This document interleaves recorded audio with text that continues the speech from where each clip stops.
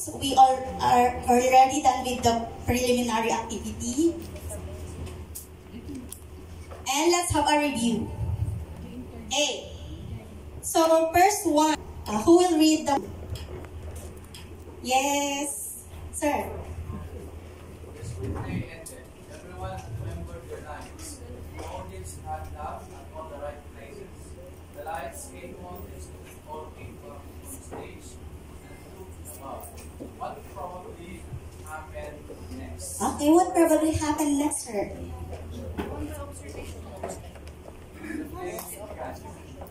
The play began. What else? Who among you have another answer?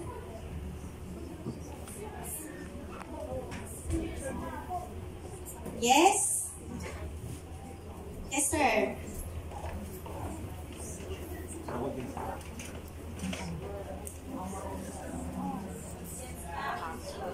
Yes, ma'am? Yes. Okay, the audience clap. Then another one. Number 2. Yes.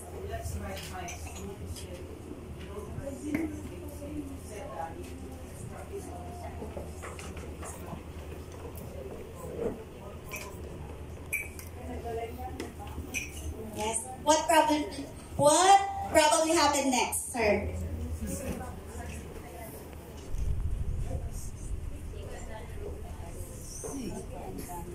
What letter, sir?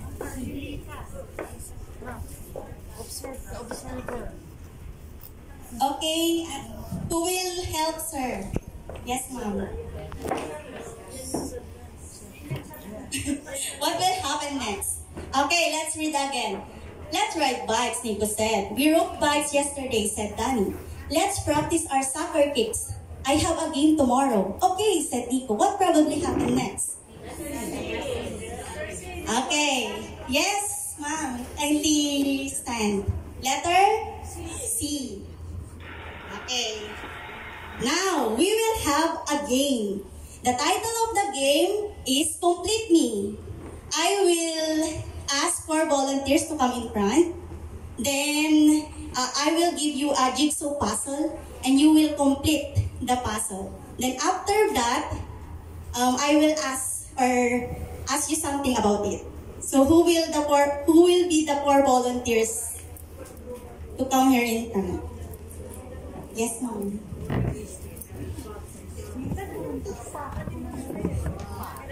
Kindly arrange this jigsaw puzzle.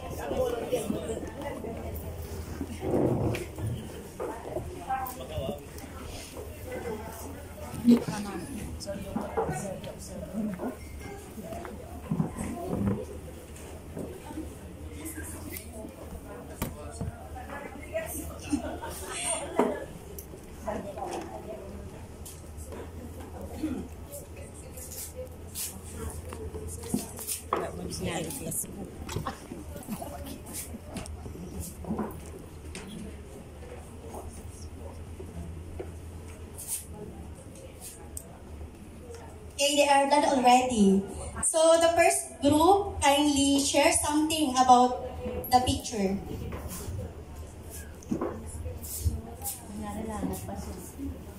Kindly paste it there, mom.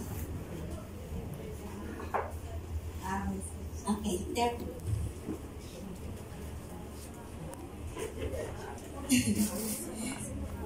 Okay, what can you say about the picture or the complete puzzle?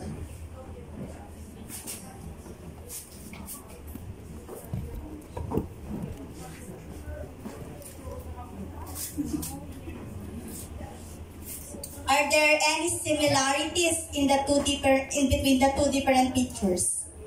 Yes. Okay, what are the similarities?